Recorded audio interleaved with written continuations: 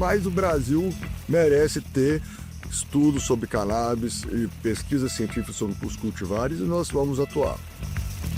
Eu acho que só a flor sem ciência abarcada não é o que tem valor. Tem valor a tecnologia e a ciência e os estudos clínicos que estão sendo feitos e vão ser feitos aqui no Brasil. That marijuana is probably the most dangerous drug in the United States. E eu acho que essas campanhas antidrogas são muito ineficientes. Regulação de um mercado que já existe. Regulação. Trata de ver se o caso da maconha pode ser regulada, ao invés de ser simplesmente proibida. Herb is a plant. I mean, herbs are good for everything. Gilberto Gil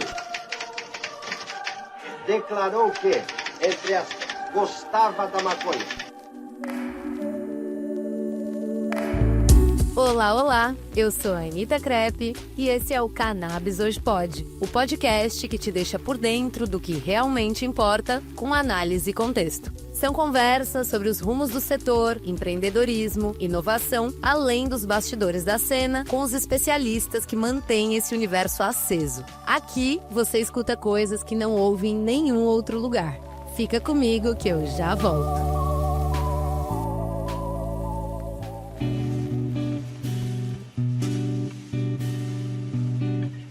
Você já parou para pensar que a luz certa pode mudar completamente a forma como uma planta cresce? Pois é, a Master Plants nasceu exatamente dessa ideia. Transformar conhecimento técnico em soluções reais para o seu cultivo. A empresa desenvolve e fornece tecnologias em iluminação e kits para quem cultiva, aplicados tanto a cannabis medicinal quanto a diferentes segmentos do agro, atendendo produtores, pesquisadores e projetos profissionais em todo o país, sempre com foco em eficiência, desempenho e resultado na prática. A Master Plants usa ciência, engenharia e experiência de campo para ajudar os produtores a crescerem mais, com controle, qualidade e previsibilidade. Na Master, luz não é só energia, é estratégia, produtividade e evolução do cultivo. Acesse masterplants.com.br e conheça a solução ideal para o seu cultivo.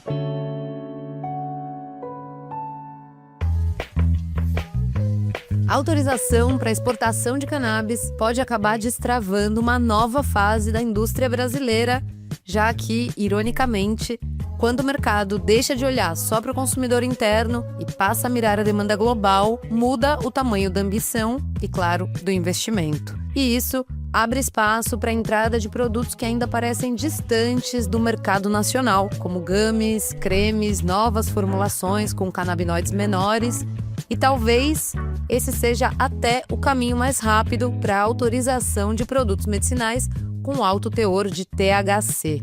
No episódio 113 do Cannabis Hoje Pode, eu converso com o Guilherme Franco, co-CEO da Easy Labs, a única vertical brasileira de cannabis e que também, muito provavelmente, deve ser a primeira a exportar cannabis made in Brasil.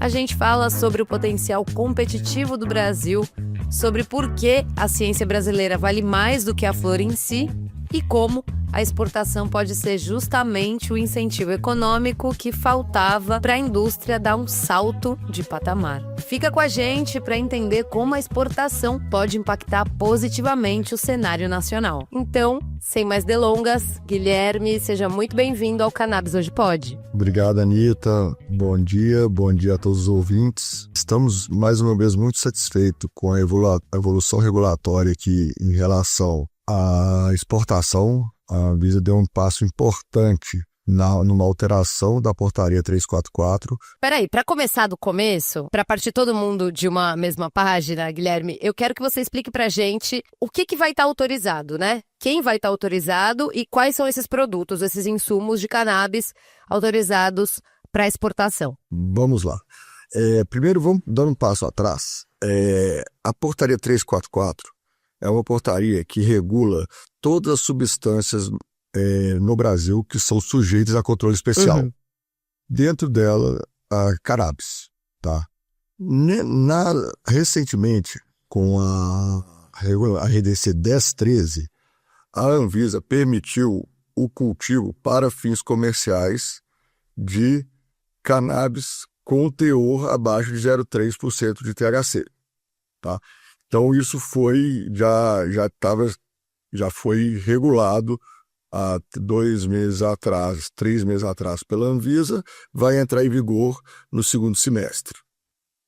No mesmo dia, ela também fez uma importante atualização da RDC 327, que agora virou a RDC 1015, que trata sobre os produtos de cannabis hoje comercializados aqui no Brasil no varejo farmacêutico, no setor farmacêutico.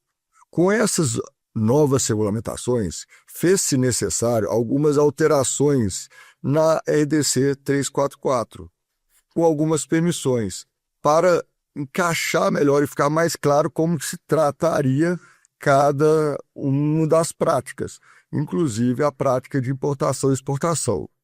E aí, da última de call, a Anvisa definiu deixou mais claro, na verdade, dentro dessa RDC, a possibilidade das empresas que fazem cultivo para fim comercial, então, vamos lá, produtos cultivares com teor de THC menor que 0,3, que está regulado pela 1013,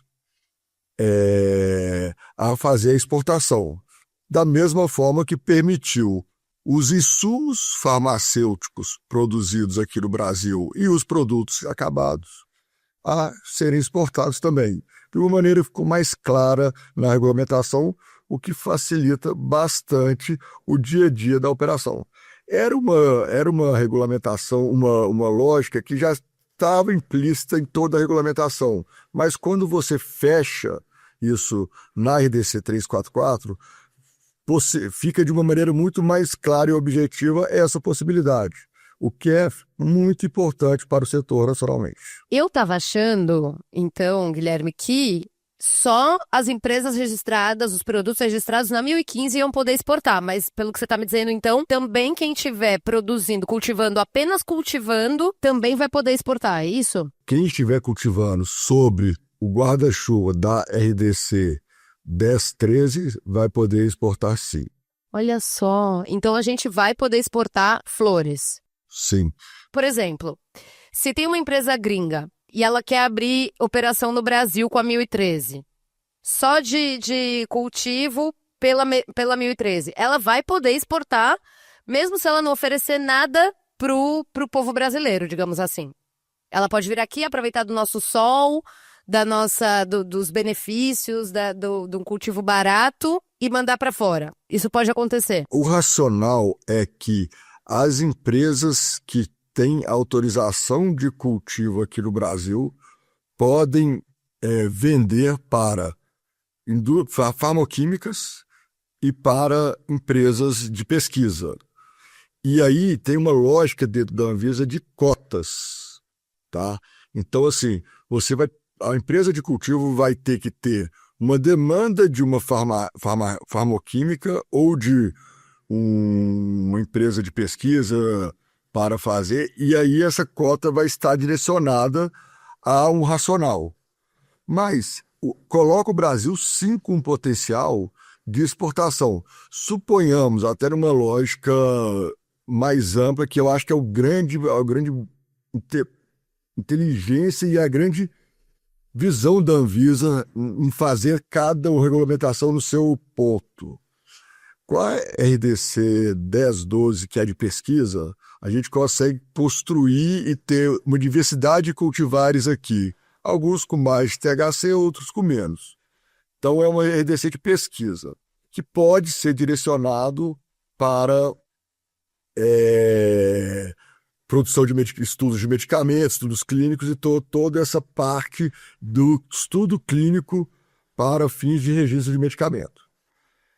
Também pode estabilizar para cultivares abaixo de 0,3 de THC, e aí já vai direto para o cultivo para fins de produção dos produtos de cannabis aqui no Brasil, o canabidiol isolado na sua grande maioria das vezes, tá? Mas isso tem que passar por uma farmoquímica para fazer todo o processo de purificação e padronização do IFA e depois por uma farmacêutica para fazer o produto de cannabis. O que a Anvisa está fazendo, ela regulou toda a cadeia. Hoje, o que a gente gerar de tecnologia é possível atender a população local, mas é possível também, dessa forma, exportar. E ela pode exportar todas as etapas da cadeia. Então, isso dá para o Brasil um potencial competitivo muito interessante. Isso apoia as empresas e viabiliza que as empresas possam investir ainda mais nos estudos clínicos, nos estudos em pesquisa científica, que é super importante para reforçar o potencial terapêutico da substância. Falando disso justamente, né, e você sendo um dos diretores da Easy Labs, como é que você faz uma análise geral assim para a Easy Labs, né? O que a partir de agora dá para esperar que vocês façam baseados nessa prolongação, nessa expansão da regulamentação? Nós, aqui na Easy Labs, nós sempre acreditamos no potencial do Brasil. Tudo que era possível ser feito no Brasil, a gente fez no Brasil. Para a gente hoje, a gente tem nossa operação que é relevante de cultivo na Colômbia, a gente tem muito ativo genético lá. Alguns nós já vamos começar as pesquisas para internalizar, vamos fazer cultivo no Brasil, eu acho que o Brasil tem esse potencial, e vamos fazer isso numa determinada velocidade. Para a Easy Labs hoje é importante, mas não é o que muda a operação. A operação nossa está muito robusta atualmente, mas o Brasil merece ter estudos sobre cannabis e pesquisa científica sobre os cultivares e nós vamos atuar.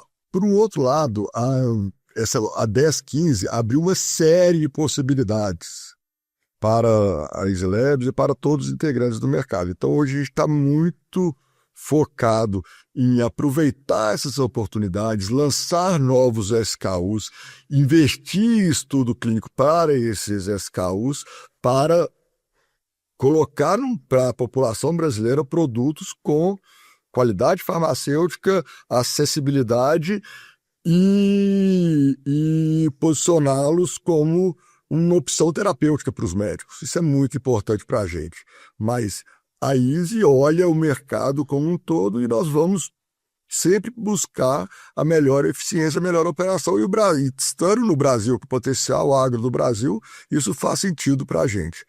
Eu falo muito que a gente viu uma regulamentação que vai entrar em vigor agora no começo do segundo semestre, mas é um processo de construção de longo prazo. Total. A princípio vai ser muito importante pesquisar, estabilizar os cultivares, isso tudo na 1012, que é a regulamentação de pesquisa.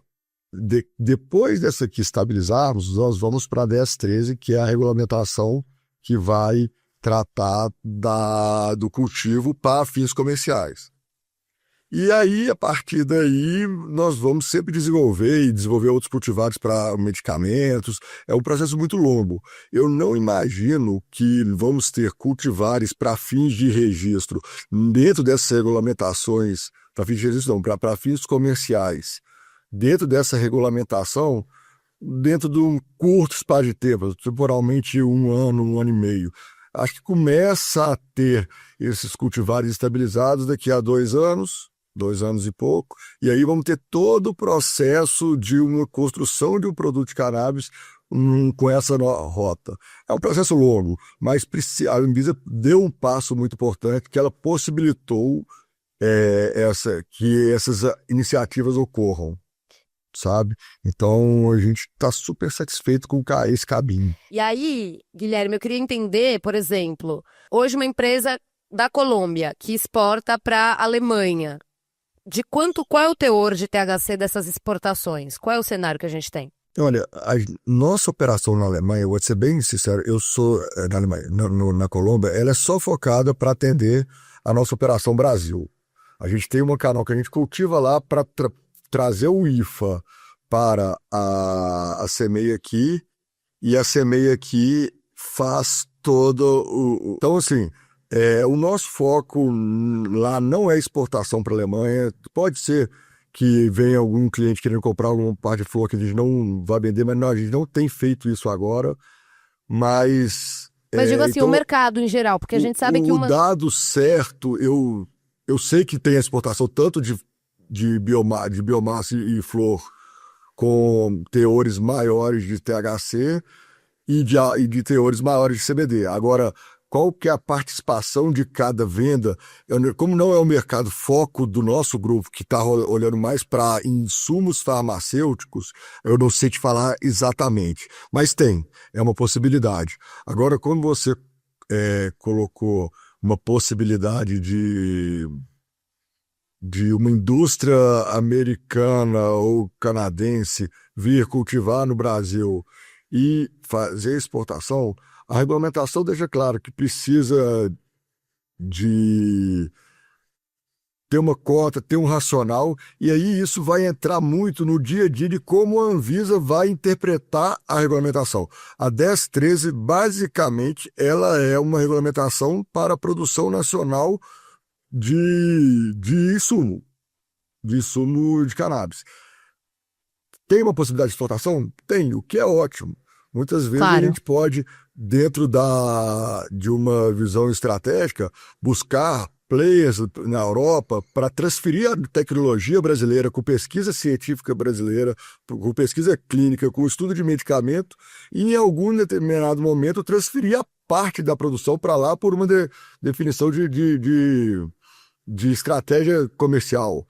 Então isso gera muito valor para o Brasil como um exportador de tecnologia, sabe? Acho que só a flor sem ciência abarcada não é o que tem valor. Tem valor a tecnologia e a ciência e os estudos clínicos que estão sendo feitos e vão ser feitos aqui no Brasil. Então, eu acho que a Anvisa foi muito assertiva nesses pontos.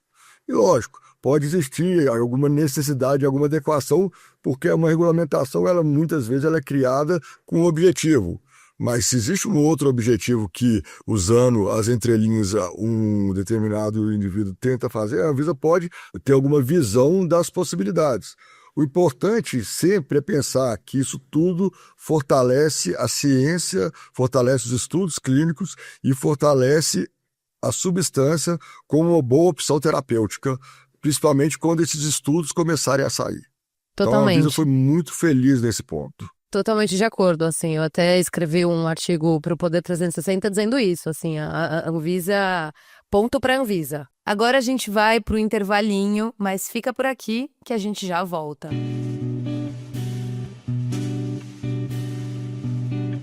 A Cannabis Fair e o Congresso Brasileiro da Cannabis Medicinal são os principais eventos da América Latina dedicados a discutir o presente e o futuro da cannabis. E é claro que eu vou estar lá. Com diversos módulos e trilhas científicas, o evento reúne pesquisadores, profissionais de saúde e autoridades para discutir avanços científicos, regulatórios e clínicos do setor.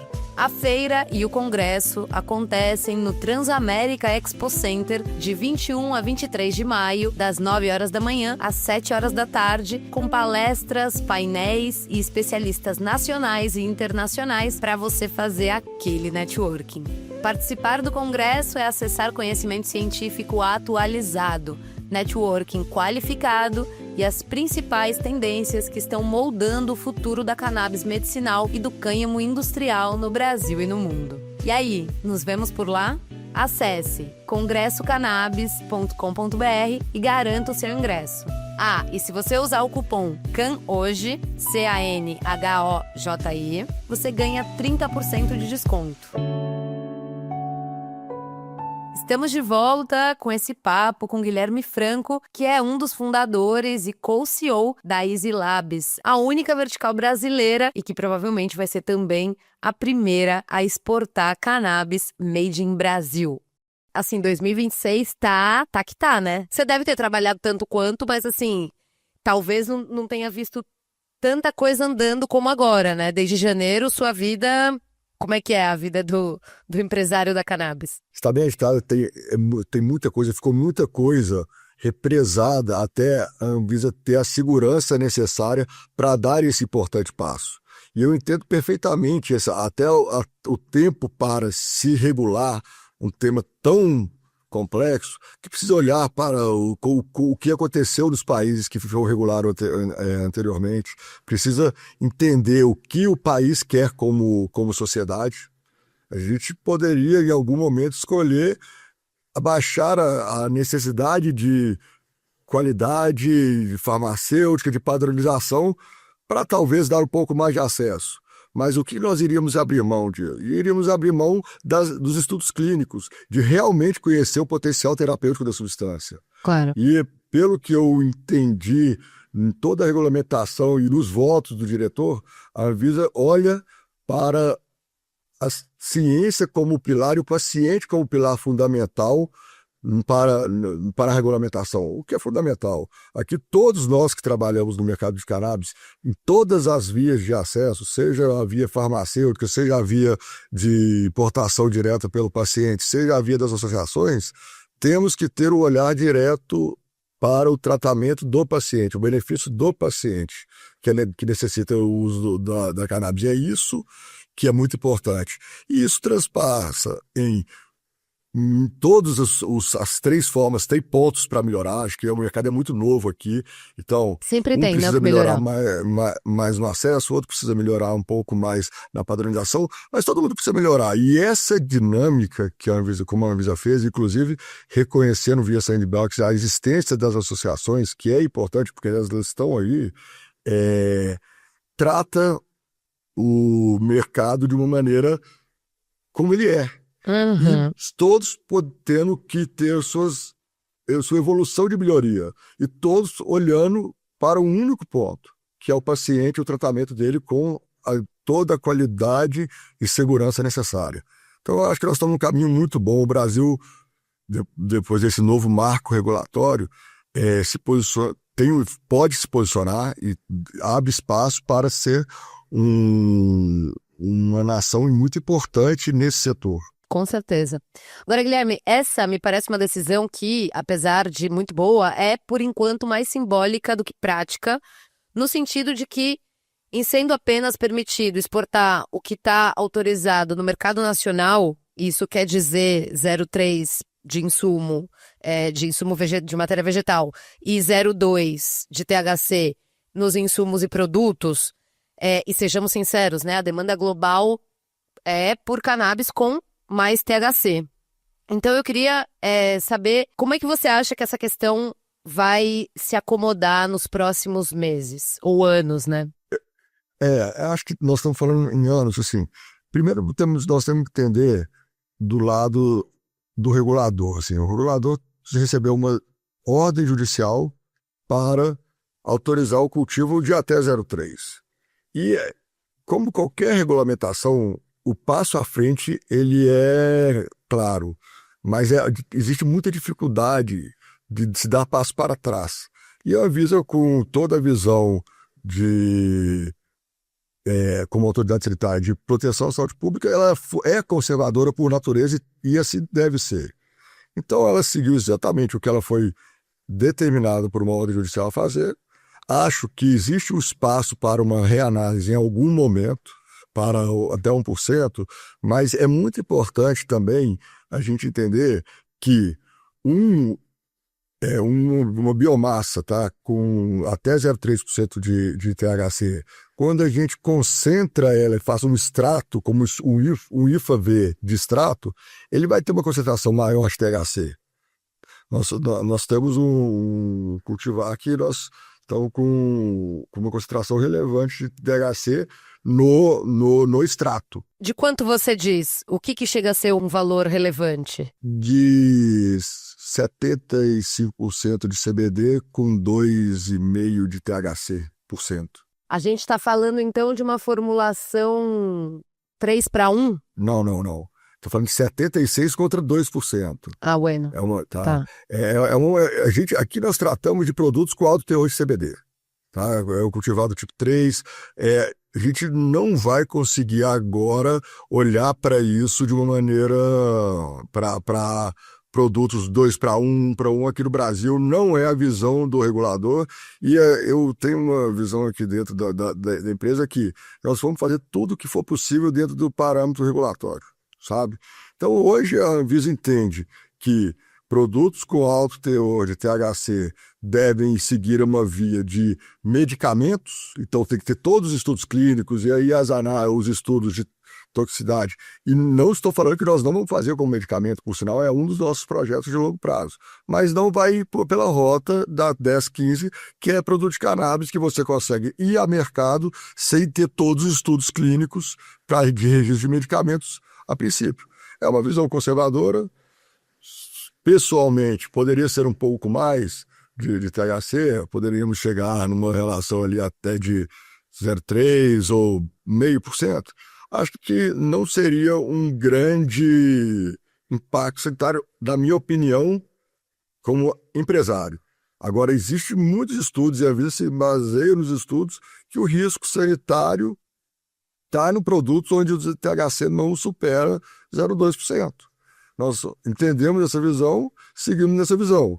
Não quer dizer que eu não vou fazer um estudo clínico para registrar um medicamento fitoterápico de um produto de alto THC. E aí nós temos toda uma estratégia aí, é um projeto de longo prazo.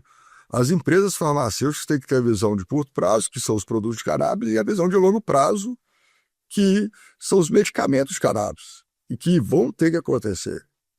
Então, esse que é o caminho, e eu acho que a gente hoje, a grande vantagem de todas as regulamentações de pesquisa, de cultivo, a regulamentação do cultivo em si, é o reconhecimento das associações que elas produziram aqui no Brasil, muito cultivar, é essa possibilidade de construir no Brasil toda uma cadeia e gerar medicamentos de cannabis. Hoje, o Brasil pode fazer tudo para ter um medicamento de cannabis, sem precisar de nenhum país, de nenhuma interação internacional. E mais do que isso, é destaque absoluto no mundo, né? Quando se fala de cannabis medicinal. Porque o resto que tem no mundo é de uso recreacional, ou até, pode-se dizer, terapêutico, mas não com essa excelência do grau farma, né? Então, também Exato. Estamos numa posição. A gente sempre fica, ai, não, porque lá fora é mais legal, é mais bonito, funciona melhor. E aqui na cannabis, pela talvez uma das poucas vezes, a gente realmente é um exemplo. E tem uma galera Perfeito. de olho, né? Não, sim, e o que eu tenho visto internacionalmente são algumas grandes empresas de cannabis que investiram bastante, estou falando de alguns bilhões, empresas de bilhões de dólares, que elas têm olhado e focaram muito no recreativo ou em produtos sem o padrão farmacêutico, que estão agora mirando no setor farmacêutico, no setor do produto com padrão farmacêutico e investindo nos estudos clínicos para poder conseguir colocar algum nível de valor a mais no produto. A ciência e o estudo clínico, onde você garante que existe uma quantidade de substância, você garante que o efeito terapêutico, isso gera uma possibilidade de entregar valor.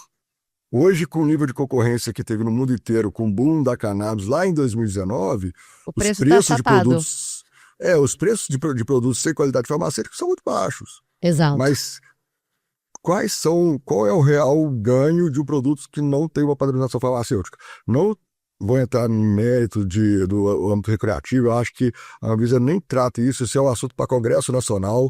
Então, assim, na lógica da parte do consumo terapêutico, quanto maior o grau farmacêutico, mais valor e mais tranquilidade para o médico prescrever o paciente. Total. Isso a Anvisa está sendo muito feliz. E aí, continuando nessa... A gente aqui só tá tratando, isso é bom deixar claro, de produto grau farma, né? Assim, nessa conversa de hoje, exportação, isso tudo é sobre isso.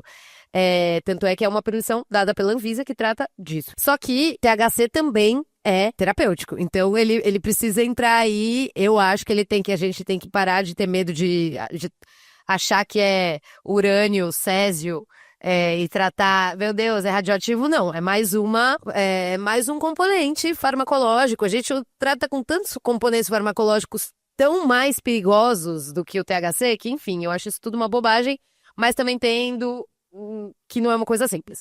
Mas, você acha que dá para dizer, Guilherme, que é possível que o mercado interno passe a ter à disposição novas formulações com maior nível de THC na esteira dessa regulação da exportação, no sentido de que haverá mais força para que esse tipo de produto seja autorizado no Brasil? Eu acho que sim, mas eu acho que o principal motor dessas possibilidades é que quando você olha para o mercado, para um único mercado brasileiro, por exemplo, você tem um investimento X para um retorno Y. Quando esse retorno, que olhando não só para o Brasil, mas olhando para todo o mundo, fica muito maior, isso viabiliza vários outros projetos que, olhando esse X e Y, o retorno talvez não faça tanto sentido a princípio. Então, a abertura para exportação tende a trazer mais retorno para esses investimentos e mais estudos.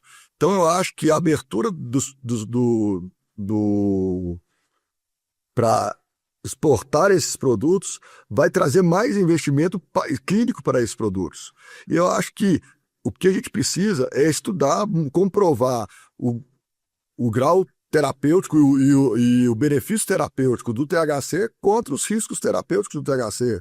E a Anvisa vendo essa relação risco-benefício, entendendo que, e a gente for provando que o risco é baixo e o benefício é alto, podemos registrar. Isso, com estudo clínico, com evidência científica, a gente consegue, inclusive, mostrar para a Anvisa algumas possibilidades, flexibilizar talvez o nível de THC,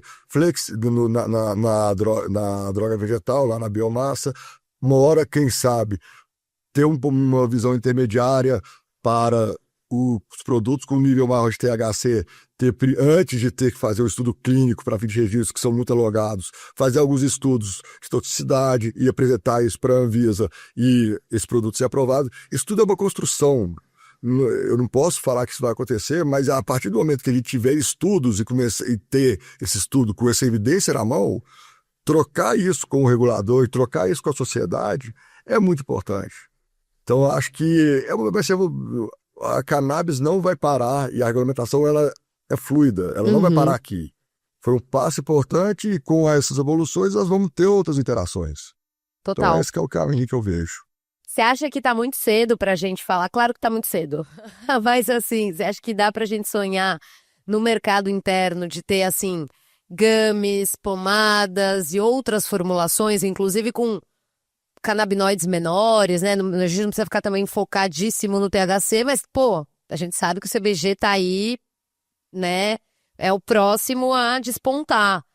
Então, porque essa coisa de óleo de CBD é um negócio que a gente vê muito no Brasil, mas que cada vez mais fora tá diminuindo essa busca por óleo de CBD. A gente quer, né? O pessoal mundial quer outras coisas. Então eu queria saber, e como a gente vai poder exportar só o que já tiver liberado dentro do Brasil, e eu achei muito interessante que tenha essa coisa atrelada ao que é oferecido no Brasil, porque, afinal de contas, né, o mercado interno também merece ser o foco. O propósito da SLABs é dar acesso aos pacientes brasileiros.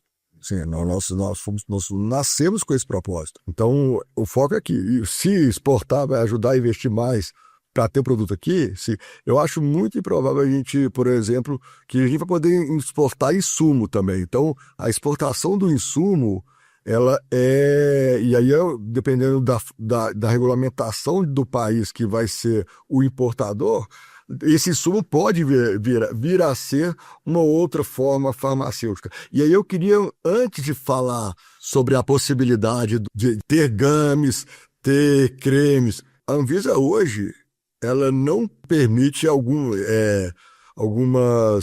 vias de administrações, como a intravaginal, injetável, mas agora com a 1015, é possível ter via dermatológica, cremes, Isso vai ser possível contando que tenha padrão farmacêutico e via oral. O GAMI, Claro. ele é administrado numa via oral. Então não existe uma vedação para ter o GAMI. Existe o desafio farmacotécnico aqui, mais farmacêutico, em relação a você conseguir garantir a estabilidade do canabidiol ou do canabinoide que for, que pode ser um extrato, dentro de um GAMI.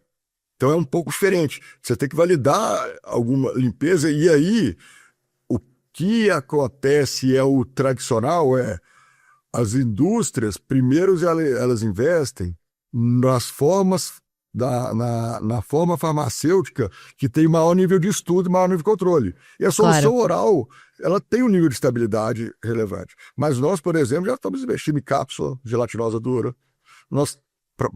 E todos esses são vias de administração oral.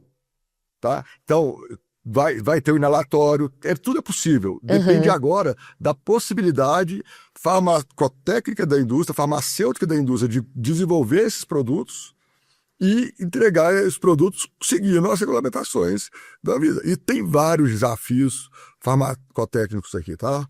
Mas eu não acho que é uma coisa tão distante. Eu acho que carece de investimento. O mercado precisa desses produtos, sim. Agora, aí vem um ponto. Nós temos que estimular o investimento. E como faz isso? Faz isso criando mercados com um nível de isonomia legal, conseguiram crescer mercado para ter economia de escala, e também, e eu estou vendo um movimento importante nisso, o apoio à pesquisa e desenvolvimento com subsídio do governo federal. Com certeza. Isso é muito Fundamental. importante no país. É. Então, assim, mas tem acontecido, a gente tem visto esse movimento. Cabe agora as grandes indústrias farmacêuticas e a gente que é especializado por estão fazendo, olhar para o mercado de uma maneira mais ampla de o que vai ser no futuro. O que a gente viu, o que aconteceu no passado, está aí, é muito claro. Agora olhar para frente. E eu acho que eu vejo o mercado de cannabis medicinal, tá? No Brasil e no mundo com um futuro muito bom. Com uma crescente muito consistente, que é muito importante.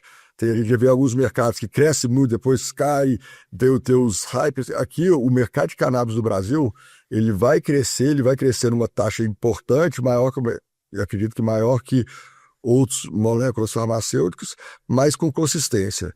E só para fechar esse ponto, isso tudo se mantivermos o padrão científico, a comunicação com rigor científico e educação médica. Isso é muito importante para o Brasil.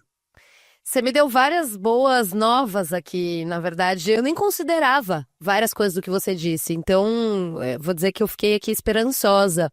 E aí, achei especialmente interessante isso que você disse, que a gente vai poder exportar insumo, o IFA, né?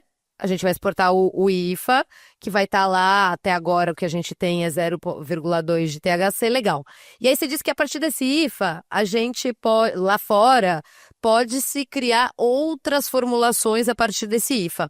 Me dá um exemplo do que seria possível a partir de um IFA brasileiro lá fora? Deixa eu só fazer uma pequena correção. Hoje, o produto acabado tem um limite de 0,2% de THC. O IFA, quando a gente está falando do canabidiol isolado. Aí ele tem que seguir a farmacopeia, ele tem que ter 99% de pureza, mais ou menos 2%. Então ele vai ser 99,99% e vai trabalhar 98%, 102%. É uma lógica analítica aqui, de vez em quando é difícil entender algum produto ter mais de 100% desse próprio produto. Mas isso é uma lógica farmacêutica. Isso é o IFA. Nós temos também uma série de IFA-V, que são extratos concentrados. E esse extrato concentrado, eu não vou falar que certamente que tem como fazer a retirada do THC, mas muito provavelmente ele vai ter teor de THC muito maior que 0,2. Então eu posso exportar esse extrato que eu te falei, que a gente tem desenvolvido, que é 75% de CBD e 2,5% de THC, ele poderá ser exportado. Tá? E aí pode vir no país, dependendo da regulamentação do país, da regulamentação sanitária, se lá vai ser para fins só farmacêuticos, que no Brasil, se lá vai ser para fins de suplementação alimentar. Tem várias possibilidades. Aí pode ser feito os games, aqui no Brasil pode também, mas eu acho que vai ter um desafio farmacotécnico um pouco maior. Mas pode se fazer de tudo. Então, o Brasil pode ser o exportador do IFA-V para um país que for desenvolver. Tá, e esse IFA-V, obviamente, ele está autorizado no Brasil. Ele existe no Brasil, ele pode ser... É que a gente ainda não criou nada a partir desse IFA-V que tenha mais canabinoides, que tenha mais THC, porque teria que apresentar para a Anvisa toda uma papelada comprovando que tal, que faria sentido. Na verdade, assim, a gente precisa, no dossiê para registro do produto de cannabis, você apresenta a rota e o DMF do IFA-V. Mas a Anvisa não precisa autorizar esse IFA-V como ela autoriza um produto de cannabis. Tem uma diferença técnica aqui. Então você vai produzir e aí vai ter o processo de exportação, só que esse produto tem que ter... A Anvisa abriu há muito pouco tempo essa lógica de transformação de insumo. Então, assim, hoje fazemos IFA aqui no Brasil, nós na Semeia temos alguns IFA-Vs aqui no Brasil e isso vai para Easy Labs Pharma para desenvolver alguns produtos de cannabis e agora com essa possibilidade nós vamos buscar clientes ao redor do mundo que também têm interesse nesse IFA-V ou até na nossa tecnologia e fazer um co-investimento talvez no estudo clínico. Então essa que é a visão de médio e longo prazo e isso já existe, já tem a possibilidade. A gente não vê muito isso sendo falado porque está dentro da cadeia produtiva da indústria, mas existe, a gente tem isso aqui no nosso grupo. Olha, eu vou te dizer que eu tô com a sensação nesse episódio que eu não sei nada, que eu preciso estudar mais, mas isso também ao mesmo tempo é bom, porque quanto mais a gente sabe que não sabe nada, é o bom caminho. Tô triste de não saber tanto, mas também tô feliz de saber que não sei. Aí eu te pergunto, Guilherme, a gente hoje tá super competitivo, né? Assim, Brasil exportando, o preço que a gente pratica em relação aos outros fornecedores do mundo, o que você acha que vai acontecer assim? O Brasil tem tudo realmente para virar o exportador do mundo? O exportador preferencial? Acho que sim.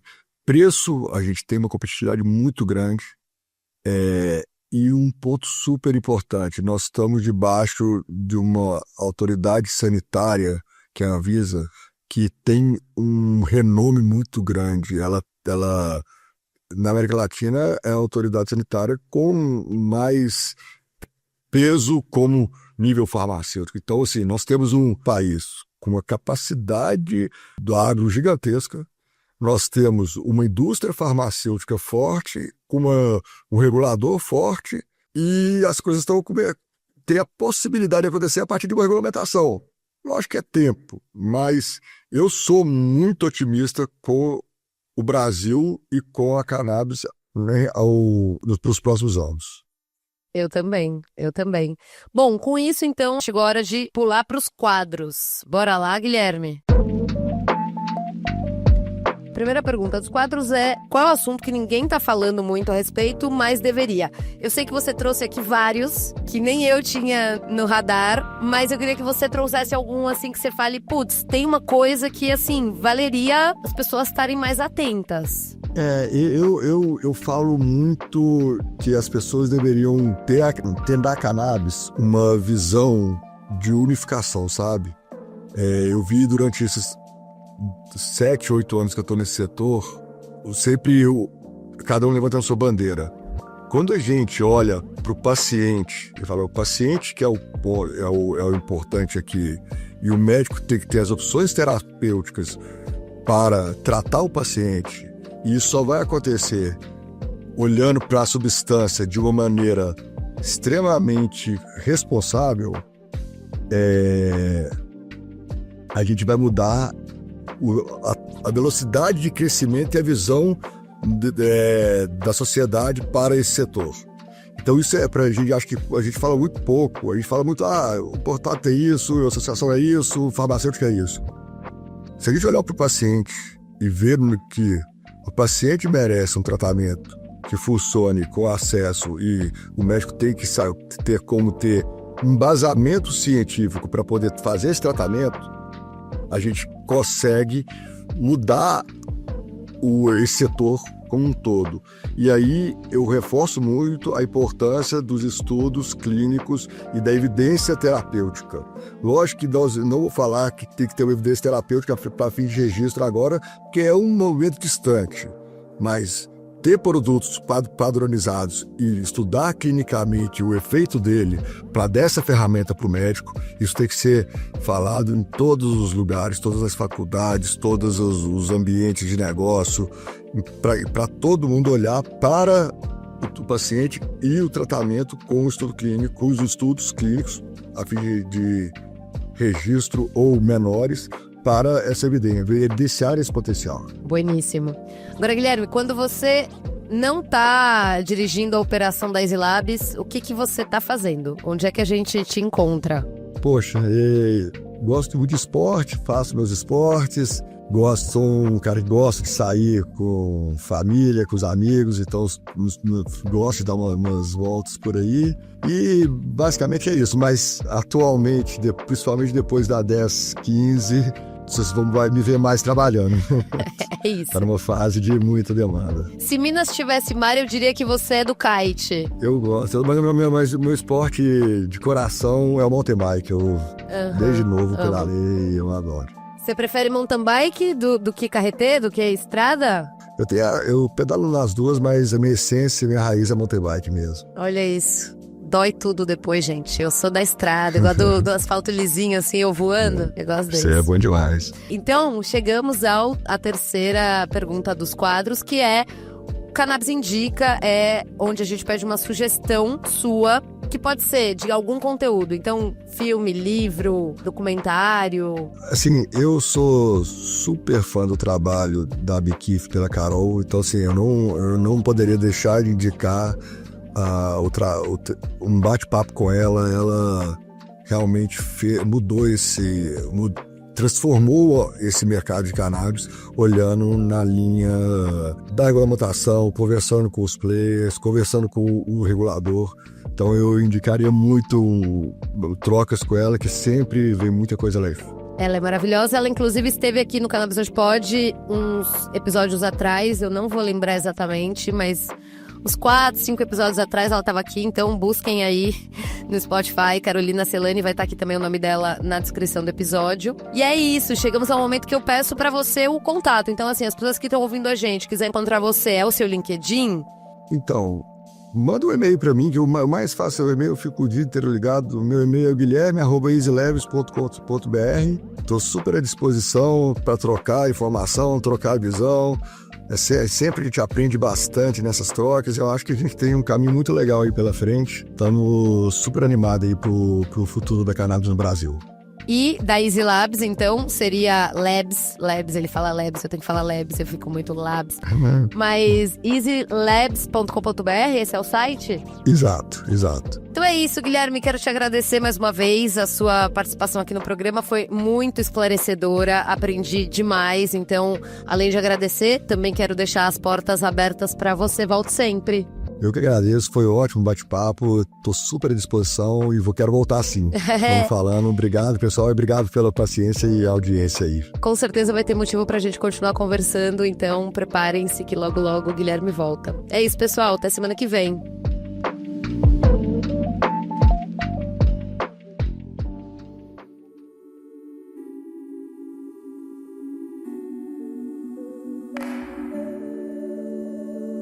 Graças a você que ficou com a gente até agora.